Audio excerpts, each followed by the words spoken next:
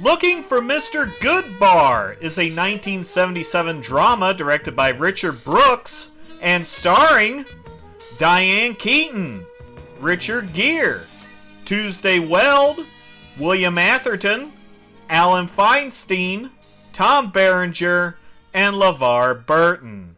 The film opens with a photo and music montage, which will probably render this film unreleasable on DVD or Blu-ray due to the mountain of music licensing rights. Teresa is in college and she has a close relationship with her professor. Miss Dunn. Miss Dunn. You all right? Is that a Harry Potter mirror? Teresa also happens to be the assistant to Martin, who appears to be a bit of an asshole.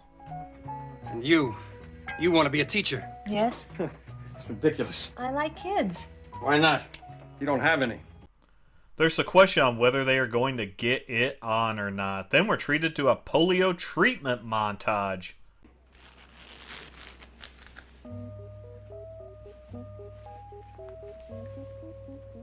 I don't know if it was planned or not, but the zipper getting stuck is a nice touch. Sex.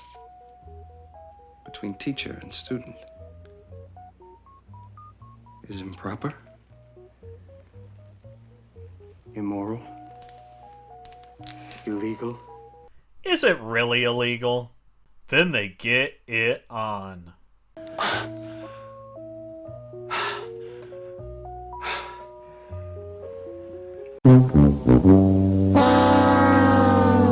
Teresa heads home to this fresh hell and her sister Catherine, who just broke up with her husband.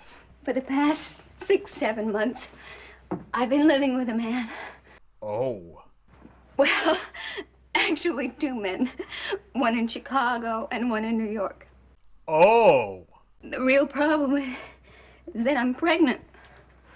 Whoa! Then she heads to Puerto Rico for an abortion.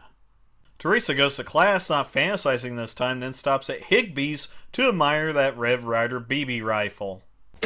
Don't do that. People who tiptoe are not being considerate, they're begging for attention. That is some affection. Merry Christmas. It's, a pipe. Christmas is commercialized crap. See you after the holidays. Ciao. It's New Year's Eve, and Catherine calls telling Teresa that she met a man on the plane, and they are now married. Teresa then feels lonely and gives Martin a call. Hello? Martin?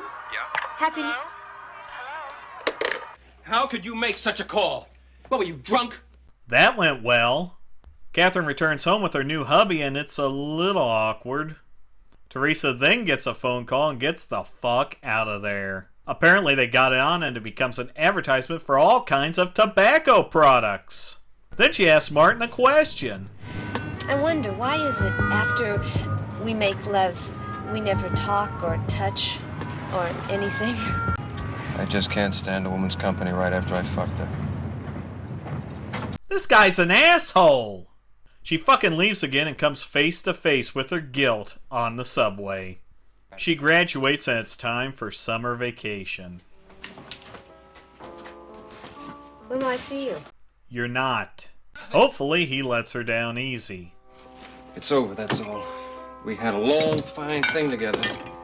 Now it's time we moved on, both of us. He brushes her off and she fucking leaves, only for this to happen.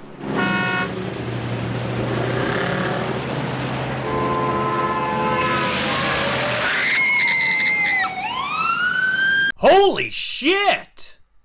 All perfect. Perfect. Is she in pain? Not yet. She's only 2 months pregnant. No! Ah, yes.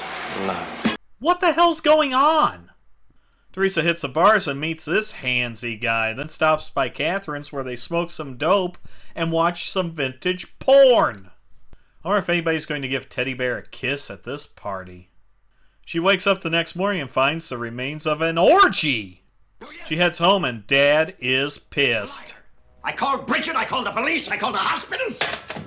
You're so damn busy whoring around you couldn't spare 1 minute to phone. Jesus! What do you think of this, then? As long as you live in this house, you live by the rules of this house. Do you understand? Do you understand? Yes, Papa. She's going to move out. Dad gives her the uphill both ways story, and then, yep, she's gone. Catherine hooks her up with a place, and is her first purchase on her own going to be porn?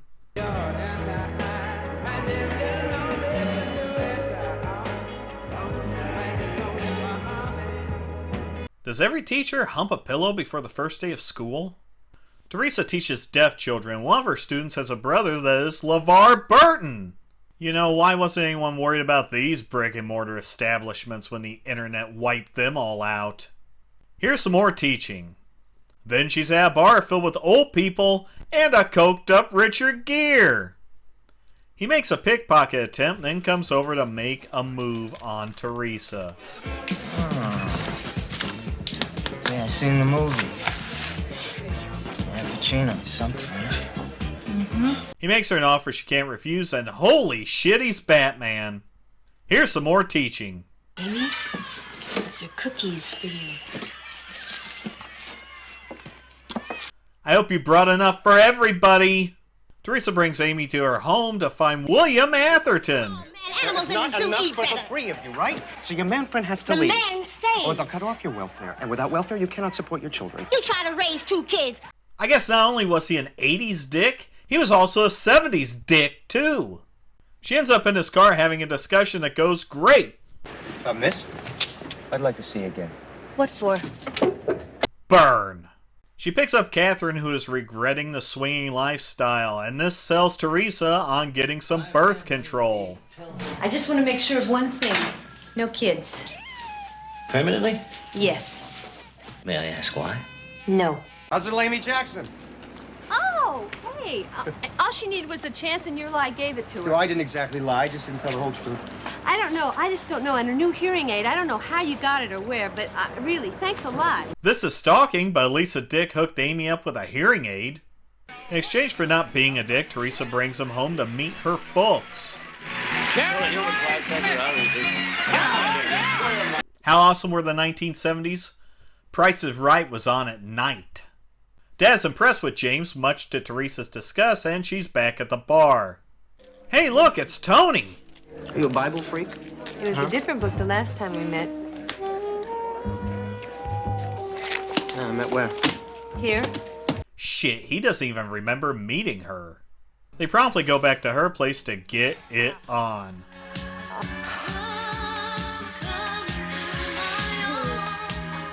That's some ironic song selection right there.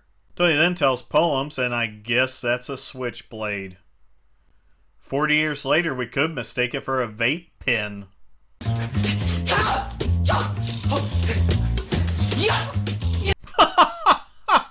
Is he only wearing a jock strap? Yeah, she's starting to look nervous. They rip off Jaws by sharing their scars, then her alarm goes off to throw his ass out of there. So you'd leave before morning? Well, what's that, house rule? The only one. Then they make a date for Sunday. Your fly's open. Of course. I gotta go to work, too. Teaching. So I told him Happy would move the balloon. He said, is Happy the same as fuck? Not with my husband. Well, I didn't know teachers said fuck in the lounge. Catherine is getting a divorce. As for a Catholic getting divorced, he said I wasn't married in church, so it wasn't a marriage in the first place. For $600, they can clear that right up. I bet she's prepping for the date Tony isn't going to show up for. She gets a call from James and punches an ugly light fixture. They go out to a bar, and did he hook up with another girl? Dick! She tries to score some blow for some reason, and this guy follows her into the can to hook her up. Whitest dancing ever. They walk home and, as always, have a solid relationship. Oh, cheer up. I mean, they don't always leave alone. You've never been in that bar before. Huh? Right? Doesn't matter. And they make a date for Saturday. I need a fucking day planner to follow this plot. She comes home to find Tony, who assaults her, then won't leave. Wow, cool, they package her blow to look like a Hershey's Kiss. Too cute! Then they do some cocaine! They might as well call this movie Bad Decisions, the movie. Then they get it on. Tony leaves, but not before giving Teresa a quaalude. And she overslept walking into this 5th level of hell. Last night, I took a pill to help me sleep. The pill was so strong. Should you be telling these kids this? This place isn't like you at all. Not at all. Maybe you don't know her. She offers him some ass, but he leaves. Oh. Yeah. Hello, Tony. That's a dirty phone call. Nope, not Tony. She goes to the bar and hangs out with Buddy Hackett. He runs into Martin, who is getting divorced, writing a novel, and growing a beard. By parted lovers it is writ, O darling, thou art still a ship.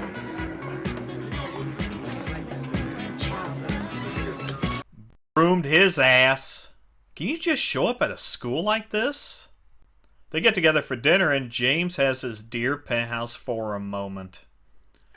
Then he delivers some backstory. Her bedroom door was open. She was lying on the bed, naked, except for a black garter belt. Her father was standing over her. She was teasing him. Hey, what's the matter, big boy? Can't you get it up? Holy shit! Did that story make them hot? I don't believe this. Oh, no. Oh, God. That's the 1970s attitude about condoms.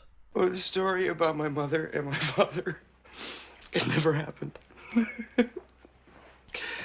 I'm sorry. So that never happened? Why? What? She scores some cocaine and is she kissing Michael Gazzo? Catherine says she's clean and all good. Then pops a pill. I was thinking about us. Am I interrupting it? No. I just come from church. You know, whenever I have a problem, I go to church. Fuck you then. Now Teresa is a prostitute. Al Pacino's probably looking for a serial killer in this bar. This is stalking. Hey, I'm not complaining, but you know, you're not very, big, and... Yeah? Neither are you. Owned. Tony shows up and tosses this guy. Hey, Catherine. You live up there, Mom? Teresa? Teresa, are you all right? She's taking a dump. Oh, she's taking a dump? Okay. Get this into one of your two heads. The only one that can think. I am my own girl. I belong to me. Now get out of here. Damn right. He's throwing me out? Yes! You and my mother. Two biggest cunts in the world. Oh! Whoa!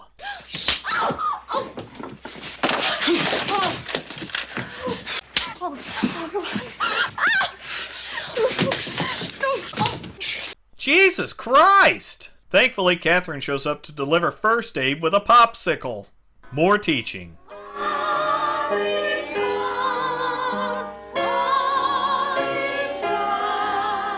We're only to December? Jesus! Tony shows up to give Teresa some shit, but Levar Burton kicks his ass. James shows up and gives Teresa a Christmas gift of the machine from Exorcist II the Heretic. What's here when you come home? Anything that means anything to you? Family, a dog, a cat? Friends? Do you have one woman friend you can talk to? Last election, did you even fucking vote? Holy shit, there's a scandal. Then she fucking leaves. She goes to her parents' house and tells her dad that she is tired of this shit. Paralytic scoliosis, inflammatory, myopathic, and ocular scoliosis. The kind you get from rickets and rheumatism, and my kind, congenital. The kind you're born with. You had polio. Never! Where did this come from? Ask the hospital. I did! Congenital in the blood! Polio! Your blood, Papa! Liar! So this whole thing's been about genetics? Merry Christmas. It's New Year's Eve and...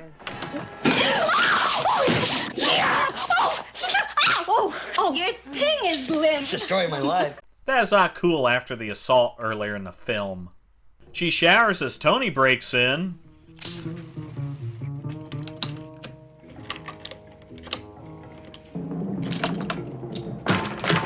Hey! Or tries to. And then she calls the cops with Tony splitting. Then she decides it's time for a lifestyle change and one more good time night. Tom Berenger! And he's a bit of a huffer. James shows up and Teresa approaches Tom Berenger asking for an assist in running him off. They kiss and James splits. Back at her place... I knew it. I knew it. Yes, indeedy. Home, sweet home. Can you please bring a guy home that isn't fucked in the head? He monologues about prison and they start to get it on, but someone isn't able to rise to the occasion. Teresa is getting nervous and tries to abort, but ends up saying the one thing that sets him off. What are you trying to prove? Prove? Prove what? I don't have to prove nothing.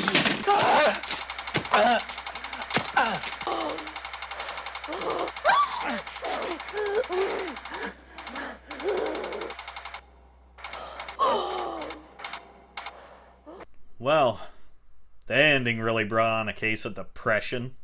Based on a novel that was influenced by a true story, Looking for Mr.Goodbar could have been a better film than it actually is.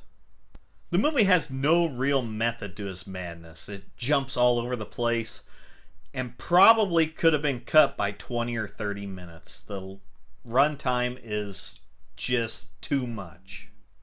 The whole film feels like an erratic rubber ball that's bouncing everywhere and you're really not sure where it's going to end up. All this is a shame because the acting in this film is great, particularly Diane Keaton, who would give us a mesmerizing role the same year she gave us the quirky Annie Hall. What's also interesting is Tony and James as characters are vastly different to begin with, but in the end they're both trying to force their will on Teresa. If the film wasn't so overzealous in everything it throws at you, it could have been a masterpiece. But in the state that we got, it's okay, but it's probably something I would never watch again.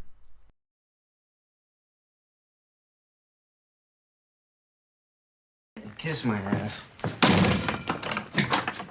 I did.